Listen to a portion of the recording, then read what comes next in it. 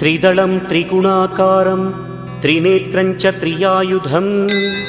त्रिजन्म पापसंहारम् एकबिल्वं शिवार्पणम् त्रिशाखैः बिल्वपत्रैश्च अच्छिद्रैः कोमलैः शुभैः तव पूजां करिष्यामि एकबिल्वं शिवार्पणम्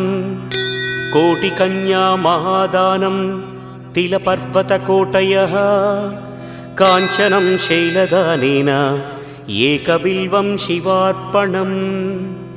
काशीक्षेत्रनिवासं च कालभैरवदर्शनं प्रयागे माधवं दृष्ट्वा एकबिल्वं शिवार्पणम् इन्दुवारे व्रतं स्थित्वा निराहारो महेश्वर